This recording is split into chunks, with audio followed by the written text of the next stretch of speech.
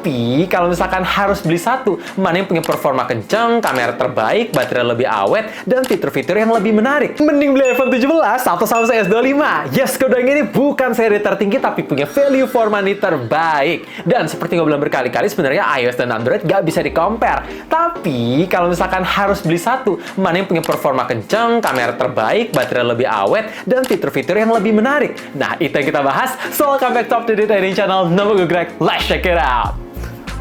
Gue mulai dulu dari kamera. Kalau misalkan kalian adalah seorang profesional videographer, menurut gue Samsung S25 ini lebih cocok buat kalian karena tersedia opsi video log. Yes, kalau misalkan kalian lihat seharian bersama iPhone 17, semuanya itu gue rekam menggunakan Samsung S25 aja. Jadi warna yang dihasilkan pun bisa sesuai preferensi kalian. Bahkan kalau misalkan mau resolusi lebih tajam, ini bisa support sampai 8K, sedangkan iPhone ya cuma support sampai 4K aja. By the way, untuk stabilisasi menurut gua keduanya ya sama-sama aja, tapi yang menjadi pembeda ketika di panning, iPhone rasanya tuh lebih normal, nggak kaku kayak robot kayak di S25.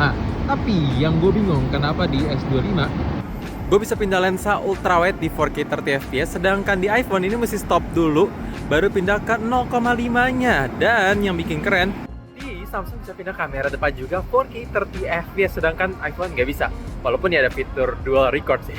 Lanjut ngomongin soal kualitas foto-fotonya. Tentu keduanya ini gue set senatural mungkin. Karena di iPhone ada pilihan photographic styles, tapi gue taruh di standar. Dan memang Samsung itu selalu punya karakteristik warna yang kelihatan lebih vivid, kelihatan lebih cerah, kelihatan lebih menarik kayak di color grade. Padahal ya ini memang straight langsung dari kamera. Sedangkan iPhone ini lebih kalem. Kontrasnya menurut gue memang kadang agak over, makanya mesti sering-sering mainin exposure-nya biar lebih kelihatan proper. Tapi ya menurut gue ya keduanya sama-sama bagus dari segi detail, dari segi dynamic range, semuanya konsisten. Tapi pindah ke lensa ultrawide, kalau misalkan kalian nyari resolusi yang lebih tajam, memang nggak bohong sih, 48 megapiksel di iPhone ini lebih tajam. Kelihatan perbandingan antara lensa utama dan di ultrawide-nya itu nggak jomplang. Walaupun ya tentu ada perbedaan warna karena beda bukaan cahaya. Apalagi seiringnya kalau misalkan kalian foto di kondisi gelap. Tapi satu hal yang gue seneng di Samsung, itu tersedia 3 kali optical telephoto zoom. Jadi kalau misalkan gue harus banget